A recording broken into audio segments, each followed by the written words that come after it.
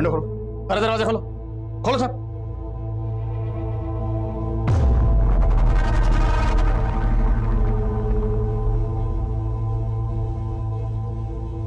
तो gas cylinder का knob तो ऑन है, शायद गैस खत्म होने की वजह से दोनों बॉडीज पूरी तरह से जल नहीं पाई। बहुत ही ब्रूटल मर्डर सर, दोनों के हाथ पैर बांधे गए।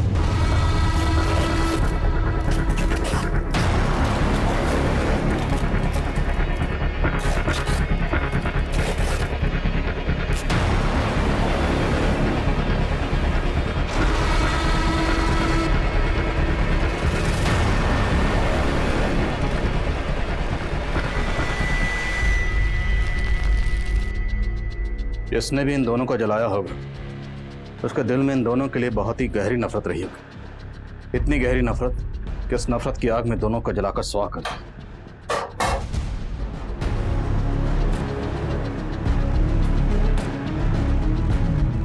इसकी वजह से मेरे भाई की जिंदगी बर्बाद हो गई, इसका भी यही हश्र होना था।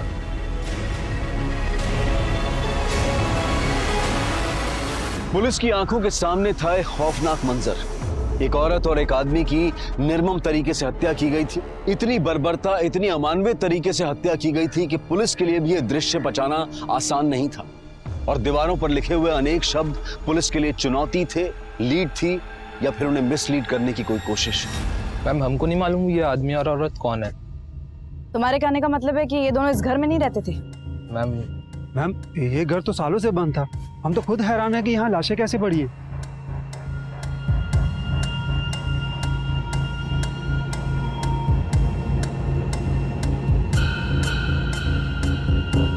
आप लोग बोल रहे हैं कि ये घर सालों से बंद है, लेकिन यहाँ का सामान देखकर तो ऐसा लग रहा है कि यहाँ सिर्फ आदमी औरत ही नहीं बल्कि कोई बच्चा भी रहता होगा। मैम हमें इसके बारे में कुछ नहीं पता, और वैसे भी घर हमारी कॉलोनी से बहुत दूर है। अब यहाँ पे कौन आया, कब आया, कैसे आया, मैम इसके बारे में हमें कुछ भी नहीं पता। कमाल, पूरे मोहल्ले में कोई नहीं जानता यहाँ कौन रहता था? सर मुझे तो लग रहा है ये लोग कुछ छुपा रहे हैं। तो पूरा मोहल्ला कुछ क्यों छुपाएगा? पता करो, इस घर का मालिक कोई और है या ये दोनों इस घर के मालिक?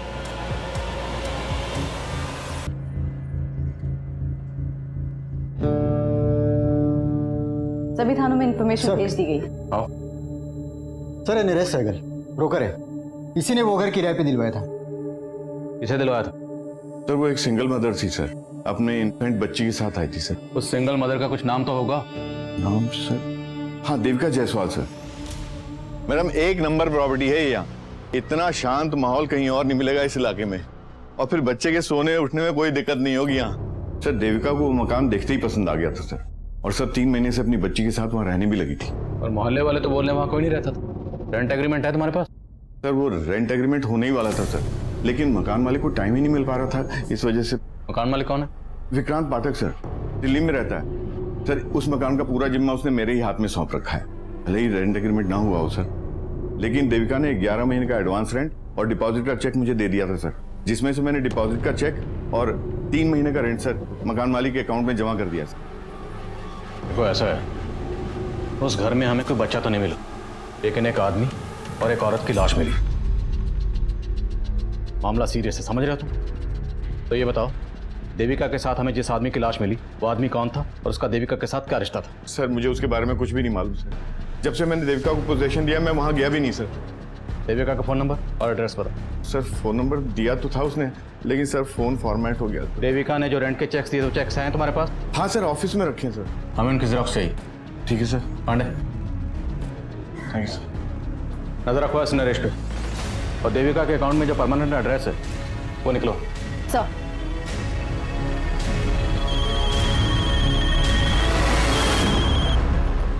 हाँ बोलो यादव।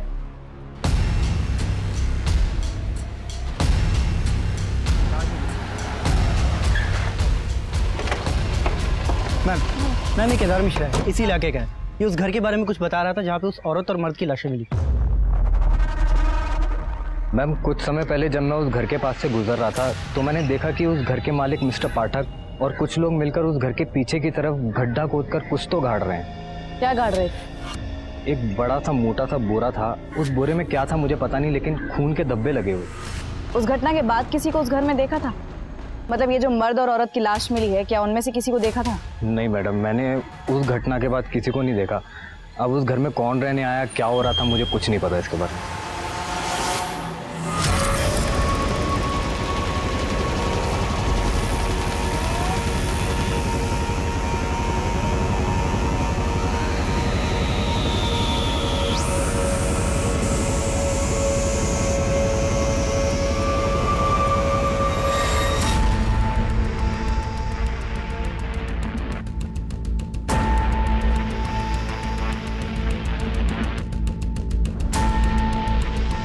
तो यही वो जगह है जहाँ केदार ने बोरे को गाड़ते हुए देखा था, लेकिन अभी तक कुछ मिला नहीं। तो ये केदार,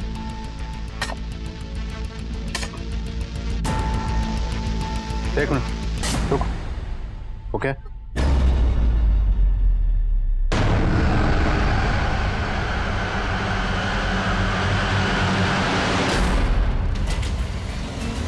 केदार, तूने तो कहा था या तूने मकान मालिक को बोरे में कुछ गाड़ते हुए देखा है? यहाँ से तो बच्चे की लाश मिली है। मैडम मैंने बहुत पहले देखा था। बोल, क्या पता है तुझे?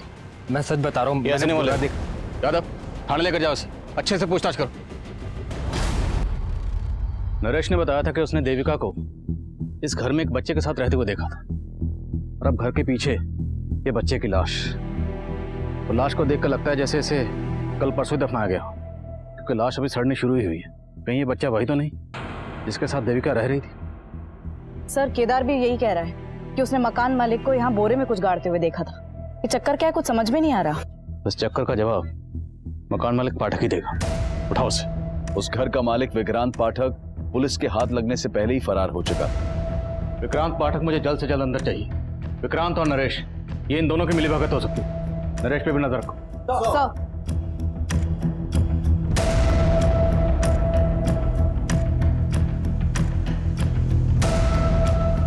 पुलिस विक्रांत को ढूंढने में जुट गई थी। वहीं देविका द्वारा इशू किए गए रेंट चेक्स के जरिए देविका के बैंक अकाउंट की डिटेल सामने आई। सर, देविका की बैंक अकाउंट डिटेल्स में उसका मैरिटल स्टेटस मैरिड था, लेकिन बैंक से उसके पति से जुड़ी कोई भी इंफॉर्मेशन नहीं मिली है। हाँ, परमानेंट एड्रेस जरूर मिला है। तो हो सकता है जिस आदमी की लाश हमें देविका के साथ मिली वो देविका का हस्बैंड हो और वो बच्ची देविका की बेटी। लेकिन सर, देविका ब्रोकर नरेश से झूठ क्यों बोलेगी कि वो सिंगल मदर थी? एड्रेस कहाँ का है?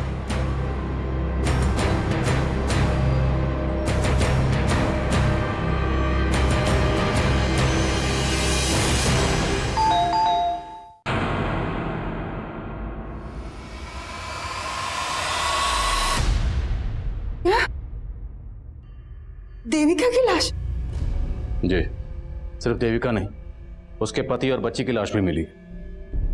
ये आप क्या कह रहे हो सर? कल रात ही तो मेरी बात हुई है देविका के पति और बेटी से, और वो लोग ही पास में ही रहते हैं।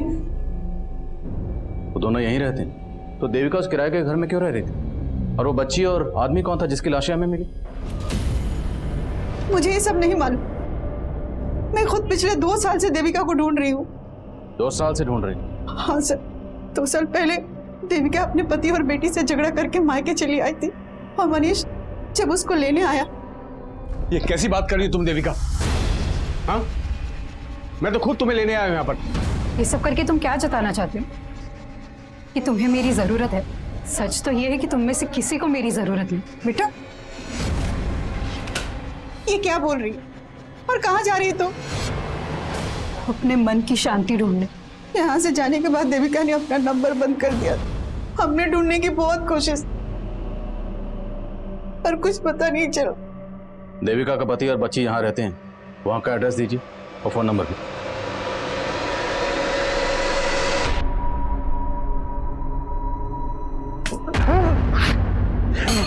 क्या बात है? आप यहाँ पर आराम से सो रहे हो और वहाँ मम्मा, आप मम्मा को वापस कब लेकर आ रहे हो?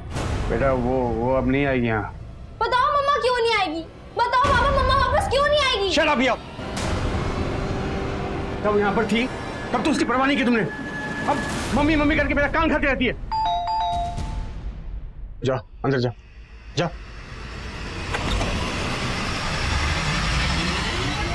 क्या? देविका की लाश? बहुत ही गहरी नफरत निकाली गई। देविका के हाथ पैर बांधकर उसे चूल्हे पर जलाया।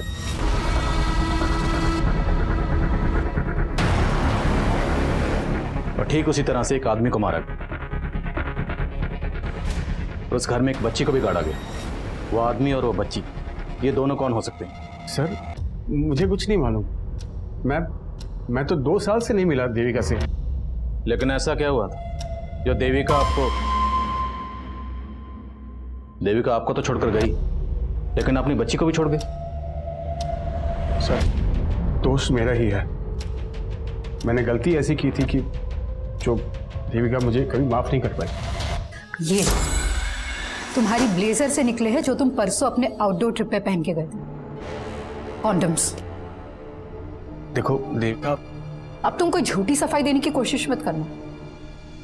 मैंने तुम्हारे लिए अच्छी जॉब छोड़ी, यहाँ कर छोटी सी नौकरी कर रहे, और यहाँ तुम अय्याशियां कर रहे हो।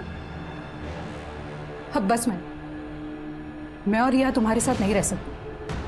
तुम जाना चाहती हो जाओ, मैं तुम्हें रोकूंगा नहीं, लेकिन मुझे नहीं लगता कि रिया तुम्हारे साथ जाना चाहेगी। सर मैं देविका को कभी खुश नहीं रख पाया। बिलीव मी, उसके जाने के बाद उसकी कमी का बहुत एहसास हुआ मुझे। मैं एक अरसे से उसे ढूंढ रहा हूँ सर। तो ढूंढ लिया होगा उसे, और ढूंढने के बाद जब देविका को किसी गैर मर्द के साथ देखा होगा तो बर्दाश्त नहीं हुआ होगा। क्या बोल रहे हो सर आप? मैंने ऐसा कुछ नहीं किया सर। तुमने बताया कि देविका कहीं जॉब कर रही थी। जी सर, लेकिन जब वो यहाँ से गई तब वो जॉब भी छोड़ चुकी थी। देविका जहाँ जॉब करती थी वहाँ की डिटेल्स दी।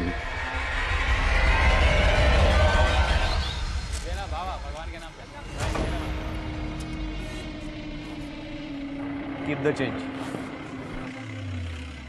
सेठ भगवान के नाम पे कुछ दो ना सेठ।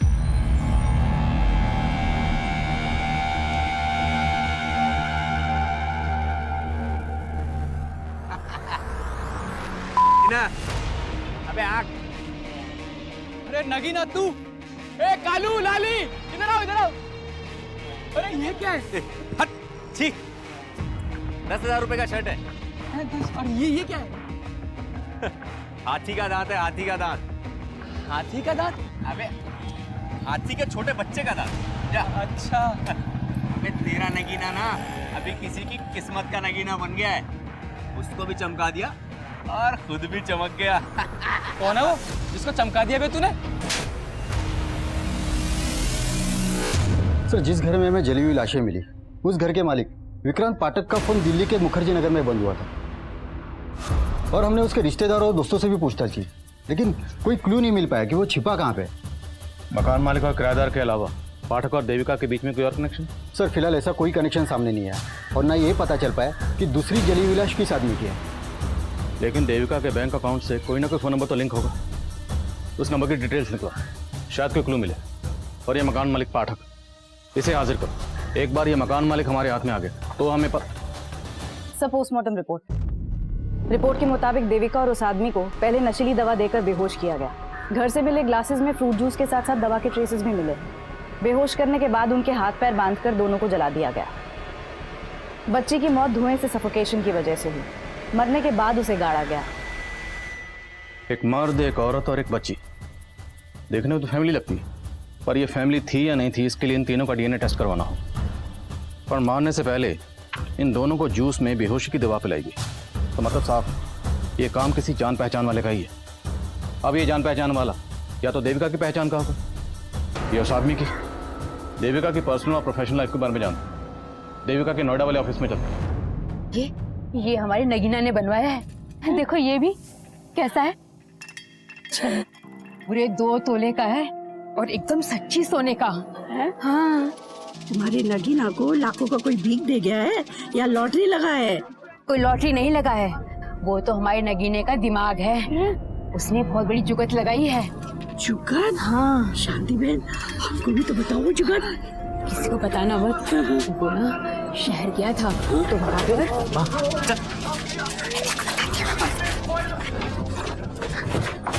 ये क्या बेवकूफी कर रही है? किसी को पता चल गया तो कितना बड़ा आफत आ जाएगा, तेरे को मालूम है क्या? अरे तू ही तो बोला था कि आफत उसको आएगा जिसने तुझको इतना पैसा दिया। जरा उठा उठा के ना तेरे दिमाग में कचरा ही भर गया है माँ। भी अपना मुंह बंद रख, समझी? जो मैं बोलता हूँ वही कर।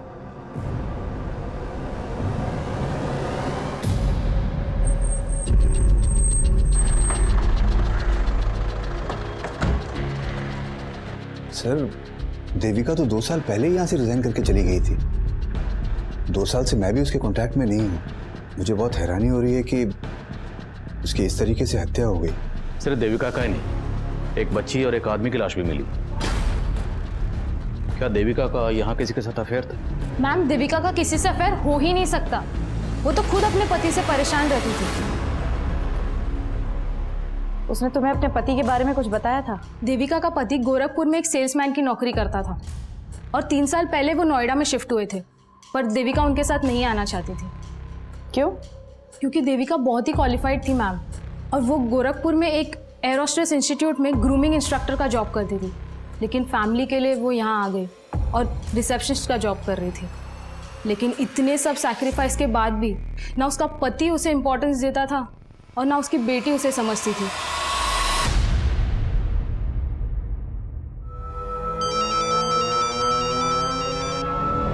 सर, उस घर के मालिक विक्रांत पाठक के उसके एक वर्कर के घर में छिपे होने की लीड मिली है।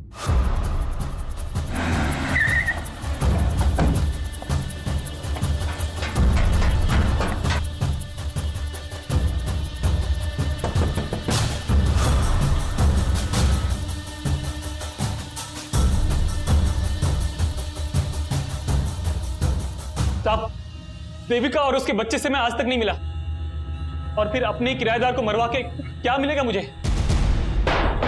एक चश्मदीद ने उसी घर के पिछले हिस्से में तुझे गड्ढा खोदते हुए देखा। वो तो 3 महीने पुरानी बात है साहब। 3 महीने पहले? तो 3 महीने पहले भी किसी को मारा था? नहीं साहब, किसी इंसान को नहीं। मैंने गड्ढे में अपना मरा हुआ कुत्ता गाड़ा था। कुत्ता? हाँ साहब, वो घर ही मनहूस है साहब। मुझे सस्ता मिला तो मैंने ले तो लिया, इन्वेस्ट कर दिया। सोचा था चलो कम से कम किराया तो आएगा, लेकिन दक्षिण दिशा में मुंह होने के कारण कोई भी किराएदार नहीं आ रहा था। उसके बाद मुझे एक बाबा मिले। उन्होंने सुझाव दिया कि अगर घर की मनहूसियत खत्म करनी है तो अपने किसी वफादार जानवर की बलि देनी होगी। इसलिए उनकी बात मान के मैंने तंत्र पूजा की और अपने वफादार कुत्ते की बलि दे दी और उसको गड्ढे में गाड़ दिया साहब। मैंने सिर्फ अपने कुत्ते की बलि दी थी, मैंने किसी इंसान को नहीं मारा साहब।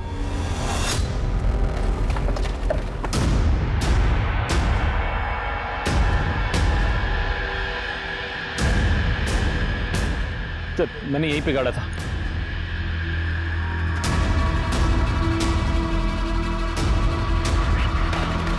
सर यही है सर, कुत्ते की हड्डी देखिए। हाथ से निकालो। लेके जाओ। इन हड्डियों को तुरंत फोरेंसिक भेजो, पता लगाओ क्या ये वाकई कुत्ते की हड्डी है। ये पाठक हमें घुमा रहा है, और देविका से जुड़े जिन जिन लोगों को पाठक जानता है सबका पता लगाओ। देविका का बॉस मेहता, उसका पति मनीष, कोई भी हो सकता है। सर,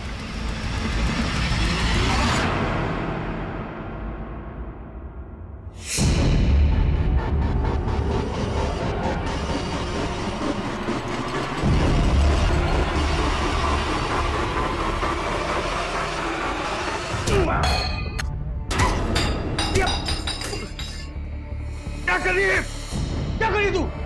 आपने मारा ना मेरी मम्मी को, इसलिए उस दिन बोल रहे थे ना कि मम्मा वापस नहीं आएगी। तू? आपको मैं छोड़ूंगी नहीं। रिया!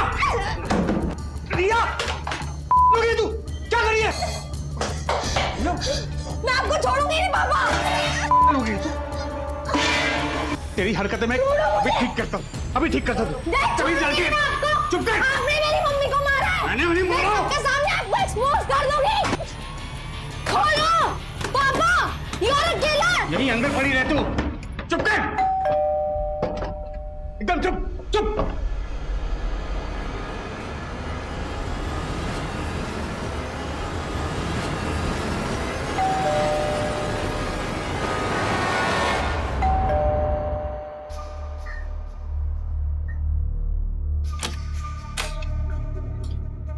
ये क्या हुआ? खोलो पापा। और ये रिया क्यों चिल्ला रही है?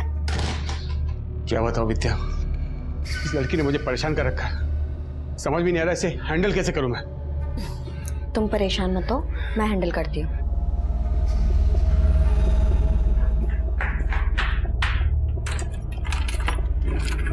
रिया,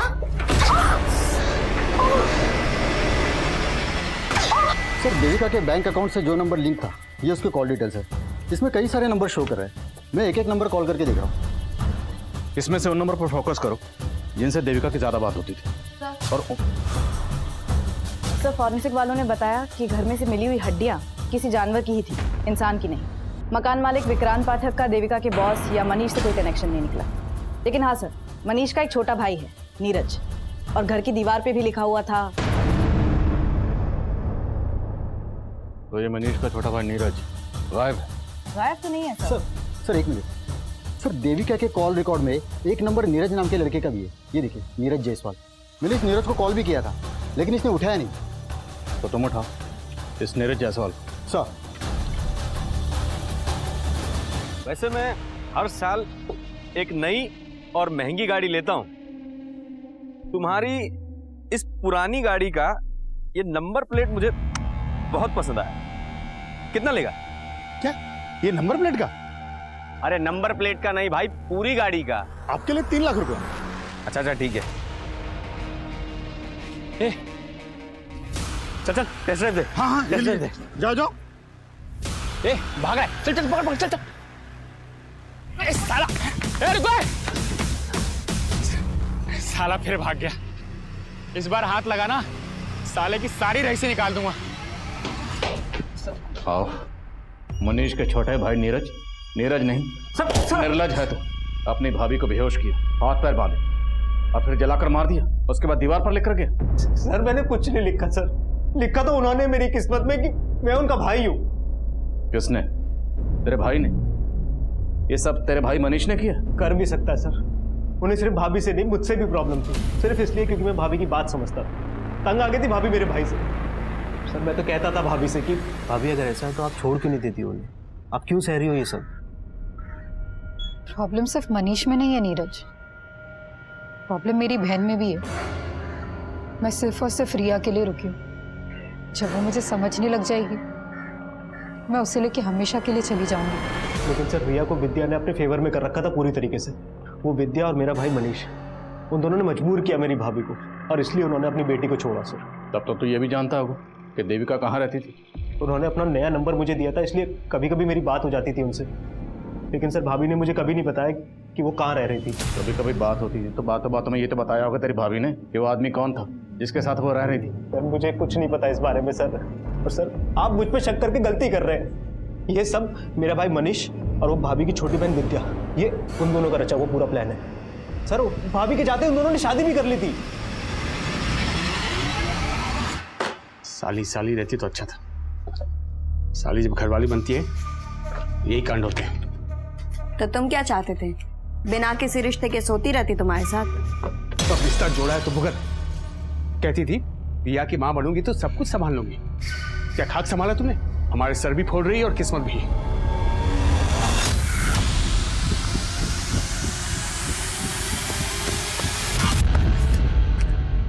नहीं।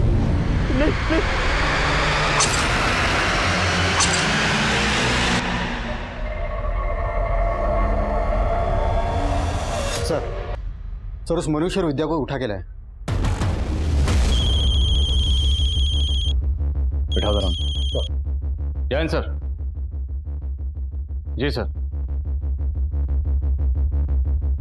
ठीक है सर, मैं अपडेट करता हूँ आपको।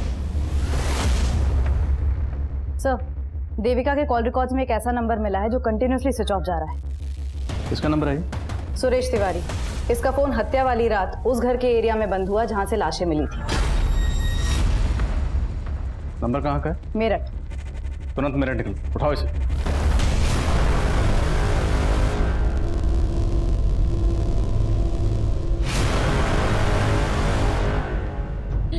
नहीं सुरेश जी छोड़िए। नहीं हर्षा, हमारे पास अभी कोई चारा नहीं बचा हर्षा। वो आदमी हमें जीने नहीं देगा। हम उसका टॉर्चर सह के नहीं, हम इस रस्सी पे लटक कर मर जाएंगे। सुरेश जी मेरी बात तो सुनिए। अगर आप चले गए तो हम दोनों का क्या होगा? हर्षा मुझे पता है कि हमने साथ जीने मरने की कसम खाई थी, लेकिन हम साथ जी नहीं सकते तो कम से कम साथ मर तो सकते हैं। हम नहीं मर सकते। ठीक है। क्या कर रहे हैं आप? सुरेश जी मेरी बात छोड़िए।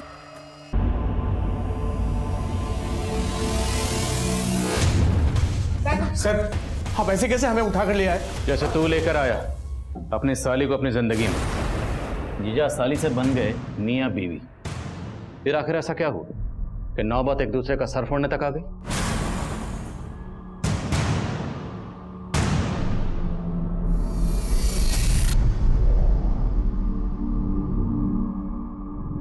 आई एम सॉरी मम्मा, मैंने कभी भी आपकी रिस्पेक्ट नहीं की। I am very bad, please मुझे माफ कर दो, प्लीज वापस आ जाओ। हमें फिक्र थी रिया की, इसलिए शादी की। रिया की फिक्र का वास्ता देकर अपनी शादी को जस्टिफाई कर रहे हो? नहीं सर, आप गलत सोच रहे हैं। हमारी शादी से तो डी को भी कोई प्रॉब्लम नहीं थी। देखो, अब मैं तुम दोनों के बीच में पिसना नहीं चाहती और ना ही तमाशा करके घर की इज्जत पे आंच आने देना चाहती। तुझे मनीष पसंद है ना, तू बना ले इन्हें अपना पति, मुझे कोई प्रॉब्लम नहीं है। बस प्लीज प्लीज मेरी बेटी रिया का ख्याल रखना।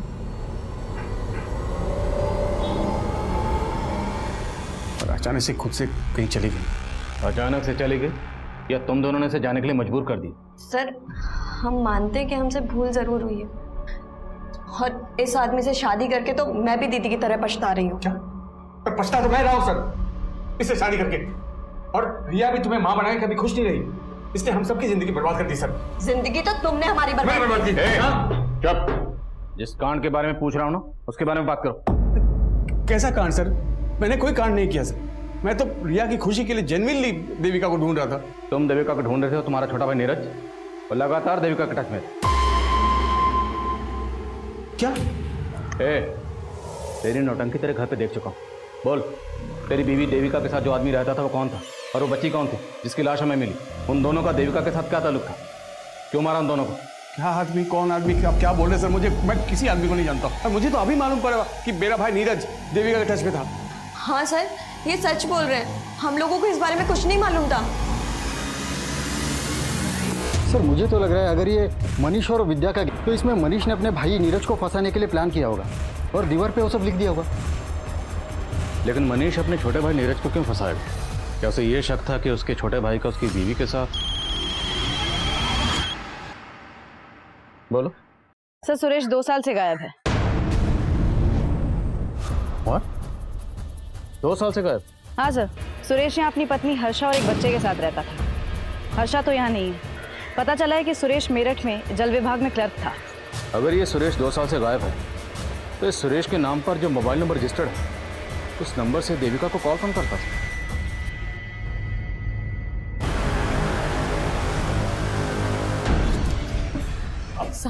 आप फिर से आ गई? आपसे बोला ना जैसे ही आपके पति का पता चलेगा आपको बुला लेंगे। वो शायद नहीं मिलेंगे साहब, उन्होंने आत्महत्या कर ली होगी। क्या? तुम तो पहले बोल रही थी सुरेश लापता है, अब बोल रही उसने आत्महत्या कर लिया। ये लगा के रखा तुमने? साहब, एक बात हम आपको पहले बताए नहीं थे। 2 साल पहले ऐसे ही अपने बॉस से तंग आकर उन्होंने आत्महत्या करने की कोशिश की थी। नहीं, देखिए आप ऐसा नहीं कर सकते। अगर आपका बॉस आपको तंग करता है तो आप उसकी शिकायत अपने बड़े अफसर से कीजिए। क्यों आप हमको अनाथ करके जाना चाहते हैं? हमारी बात कोई नहीं सुनेगा हर्षा, हमारे बॉस ने सबको अपने खिलाफ कर दिया। कौन बॉस? वो विनायक मिश्रा।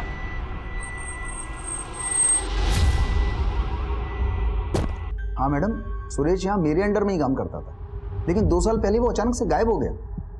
गायब हो गया? कहाँ गायब हो गया?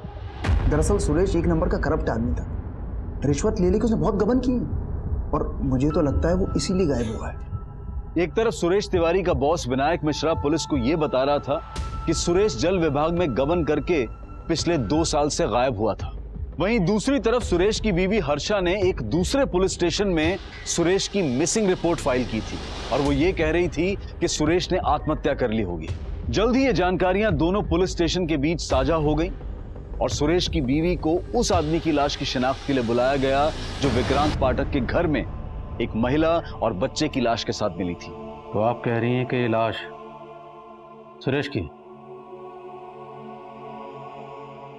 लेकिन जहां आपने इसकी मिसिंग कंप्लेंट फाइल की थी वहां आपने ये भी कहा था कि सुरेश ने आत्महत्या की होगी। तो अगर सुरेश ने आत्महत्या की थी तो ये लाश सुरेश की कैसे हो सकती?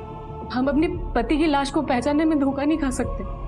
पर विनायक तो ये कह रहा है कि सुरेश गबन और रिश्वत लेकर भागा। झूठ बोल रहा है वो, वही फंसा रहा था सुरेश जी को। एक काम ढंग से होता नहीं तुमसे। सर पर हमारी गलती क्या है तो बताइए। विनायक बहुत नीचा दिखाता था सुरेश जी को, सारे स्टाफ के बीच में डांट देता। साहब, विनायक इसी ताक में रहता था कि कब वो सुरेश जी को काम से निकलवा दे और अपने एक रिश्तेदार को रख लिया। और साहब सुरेश जी से एक गलती भी हो गई थी, उसी का फायदा उठा के उनके ऊपर रिश्वत लेने का और गबन का इल्जाम लगा दी। तो सुरेश से आखिर ऐसी क्या गलती हुई थी? साहब इन्होंने आत्महत्या तो नहीं की थी, लेकिन उससे पहले विनायक को एक सुसाइड लेटर मेल कर दिया था। मैडम वो कुछ मरना वरना नहीं चाहता था, वो मुझको ब्लैकमेल करना चाहता था, वो ईमेल करके। मैं अपने बॉस विनायक की वजह से आत्महत्या कर रहा हूँ? मेरी मौत का जिम्मेदार मेरा बॉस विनायक है। मैडम उसका ईमेल पढ़ के मैं बहुत डर गया था, और अगले पल देखा वो ऑफिस में था। तुमने ईमेल के बारे में पहले क्यों नहीं बताया? मैडम जब से पता लगा वो गायब हो गया है, मुझे डर था कि वो ईमेल किसी के हाथ ना लग जाए। डर इसलिए गए थे क्योंकि उसकी हत्या में तुम्हारा हाथ है। मैडम मैं सच कह, उसके साथ एक औरत देविका का भी मर्डर हुआ और इसकी बच्ची का भी। तुमने ही किया है ना? मैडम मैं सच कह रहा हूँ, मैं इनको जानता भी नहीं हूँ। आप कह रही हैं कि आप इस देविका को नहीं जानते, पर यह दावा कर रही हैं कि इस देविका के साथ हमें जिस आदमी की लाश मिली वो आपके पति सुरेश की लाश है। तो अचानक 2 साल बाद आप अपने पति की आत्महत्या की खबर देने पुलिस स्टेशन क्यों गए? क्योंकि 2 साल से सुरेश जी हमारे संपर्क में थे। वो भागे जरूर थे 2 साल पहले विनायक से डर के, लेकिन बीच बीच में चोरी छिपे हमसे मिलने आया करते थे। फिर अचानक से उन्होंने घर आना बंद कर दिया। उन्होंने जो नया नंबर लिया था वो भी बंद आने लगा। बस इतना पता था कि वो यहाँ शहर में कहीं रहते हैं, तो इसलिए उन्हें ढूंढने आ गए, और जब वो नहीं मिले तो उनकी मिसिंग कंप्लेंट लिखा दी हमने। आपके सुरेश जी ने शायद घर आना इसलिए बंद कर दिया होगा क्योंकि सुरेश ने दूसरा घर बसा लिया था इस देविका के साथ। क्या बात कर रहे हैं साहब आप? वो सपने में भी हमें धोखा देने की नहीं सोच सकते।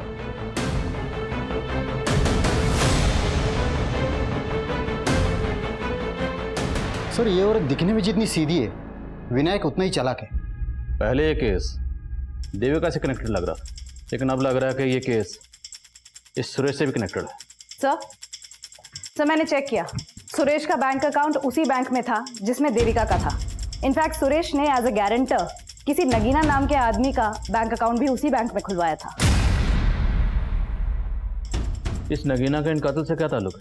सर नगीना एक भिखारी था, अचानक से उसके बैंक अकाउंट में बहुत सारे पैसे आ गए थे और 1 हफ्ते पहले उसका मर्डर हो गया।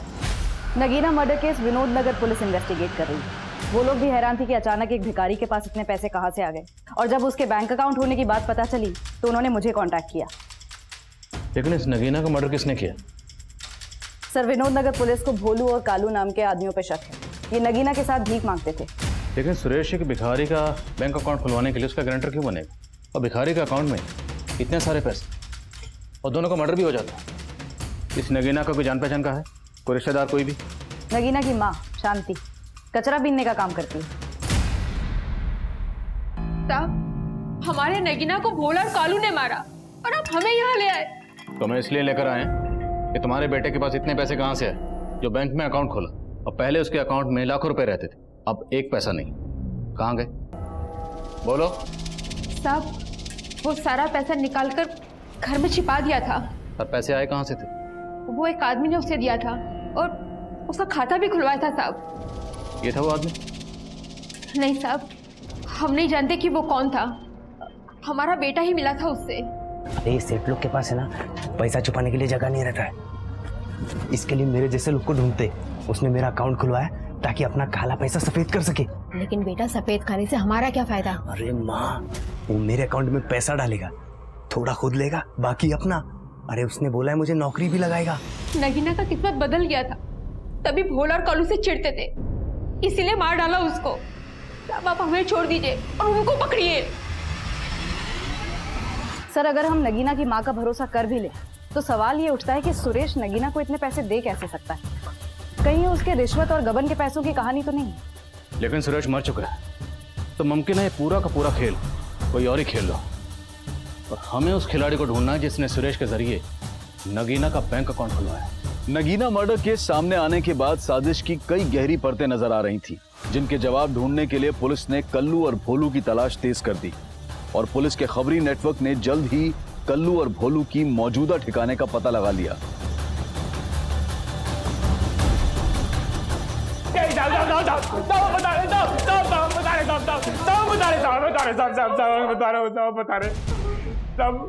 हमने नगीना को पैसों के लालच में नहीं मारा, वो कभी ना लाली को अपने साथ लेके चला गया। लाली? कौन लाली? तब मेरी दोस्त, हम सब साथ में भीख मांगा करते थे। एक दिन नगीना वहां आया और लाली को पैसों का टसन दिखाने लगा। साहब लाली को उसने हमसे छीन लिया था और पूछने पे भी नहीं बताता था कि वो कहाँ है।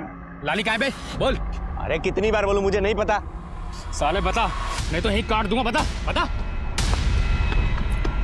साले रुक, रुक। अरे रुक, अरे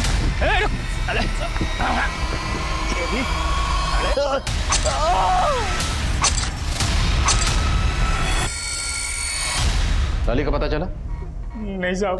देखो अगर माँ करो जरा धुलाई। नहीं साहब मैंने बता दिया। सर घर से जो 2 जली हुई लाशें मिली और घर के पीछे से जो बच्ची की लाश मिली है, इन तीनों की डीएनए रिपोर्ट्स आ गई हैं। बहुत ही चौंकाने वाली रिपोर्ट्स हैं।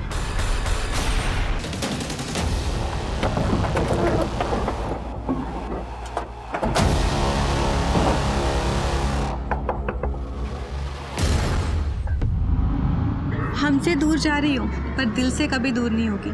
कभी भी मेरी ज़रूरत पड़े तो मुझे याद ज़रूर करना। अरे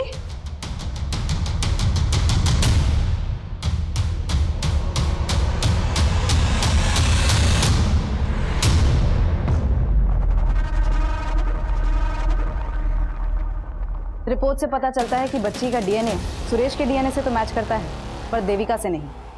इसका मतलब वो डेड बॉडी देविका की नहीं है। मतलब ये सारा का सारा गेम देविका। नजरें मत झुकाओ, जो किया वो क्यों किया ये बताओ। मैं तो बस शांति की जिंदगी जीना चाहती थी, पति और बेटी का प्यार चाहती थी, लेकिन किसी ने मुझे नहीं समझा। मैं सबसे तंग आकर चली गई थी। कोई अच्छी सी नौकरी ढूंढ कर सेल्फ डिपेंडेंट बनना चाहती थी। और फिर एक दिन जॉब ढूंढते ढूंढते मेरी मुलाकात सुरेश से हुई। हम अच्छे दोस्त बन गए, साथ रहने लगे। लेकिन इसके बारे में मैंने अपने घर वाले से कुछ नहीं कहा। और तुम्हारा देवर नीरज, वो तो लगा था तुम्हारे टच में था। मैं उसके कांटेक्ट में थी, लेकिन सिर्फ इसलिए क्योंकि मैं जानना चाहती थी कि वहां क्या हो रहा था। और जब पता चला कि मनीष ने सच में विद्या से शादी कर ली, तो मैंने भी सुरेश से शादी कर ली। मैं एयर होस्टेसेस को ग्रूमिंग करने के लिए ऑनलाइन टीचिंग का जॉब कर रही थी। अच्छे खासे पैसे भी कमा लेती थी। लेकिन सुरेश कुछ नहीं कर पा रहा था। उल्टा वो तो मुझसे पैसे लेकर अपनी बीवी को भेजता था। इसलिए उसे छोड़कर अपनी बेटी के साथ उस घर में रहने चली गई। लेकिन वो मुझे ढूंढता हुआ वहां भी आ गया और कहने लगा, देविका ये बेटी मेरी भी है। ये हमारे प्यार की निशानी है देविका। और मैं उस हर्षा से नहीं, मैं सिर्फ तुमसे प्यार करता हूँ। तुम ये सोचो कि मैंने उस हर्षा को छोड़ दिया है। मैंने फिर सुरेश को एक मौका दिया, लेकिन अभी भी उसकी नीयत मेरी कमाई पर ही थी। तुम टेंशन मत लो हर्षा, मैंने सब सेट कर दिया। बस कुछ ही दिनों की बात है, फिर हम वापस साथ रहेंगे। मुझे शक होने लगा कि वो मेरे साथ बहुत बड़ा गेम खेल रहा है। और उस दिन से मैंने उस पर नजर रखना शुरू किया। फिर एक दिन मैंने उसको एक भिखारी के साथ देखा। उसका हूबहू हुलिया अपने जैसा बनवा दिया। मैं उसका सारा प्लान समझ गई थी। वो उस भिखारी को मार के ये साबित करना चाहता था कि वो मेरे साथ मारा गया। सुरेश नगीना को मारना चाहता था? जी सर, पर मैंने उसका ही प्लान उस पर उल्टा चल दिया। फिर मैंने नगीना को पैसे का लालच देकर अपनी कदकाठी की लड़की का इंतजाम करने के लिए कहा। और नगीना भिखारन लाली को तुम्हारे पास लेकर आया। जी आपने अपना नाम नहीं बताया? जी मेरा नाम लालिमा है। अच्छा, तुम नहीं ले रही हो? नहीं, मैंने अभी खाना खाया। लालिमा पियो ना।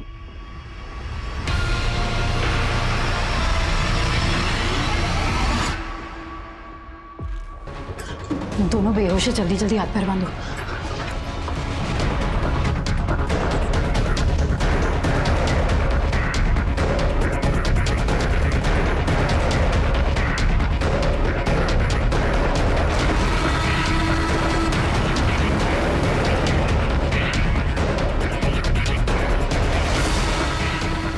हमने उन्हें तो मार दिया, लेकिन मुझे नहीं पता था कि उस धुएं में मेरी बेटी। सब मैं अपनी बेटी को नहीं मारना चाहती थी, लेकिन वो। पर तुमने दीवार पर वो सब क्यों लिखा था? मुझे नीरज से पहले कभी कोई शिकायत नहीं थी, लेकिन जानती थी कि जब आप मनीष के भाई तक पहुंचेंगे तो आपको लगेगा कि ये मनीष की ही चाल है।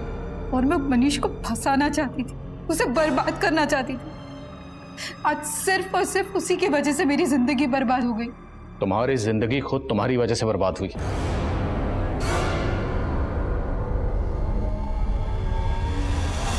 कहते हैं जहां चाह होती है वहीं राह होती है, लेकिन जो राह अपराध के द्वारा चुनी जाती है उस राह पर चलकर जिंदगी एक डेड एंड पर जाकर खत्म हो जाती है। अब मैं अनूप सोनी आपसे विदा लेता हूं, फिर मुलाकात होगी क्राइम पेट्रोल सतर्क के ब्लैक हेडलाइंस अध्याय में एक और नए केस के साथ। और याद रखें, क्राइम और आपके बीच में सिर्फ इतना फर्क है कि आप कितने सतर्क हैं। सतर्क रहें, सुरक्षित रहें। जय हिंद।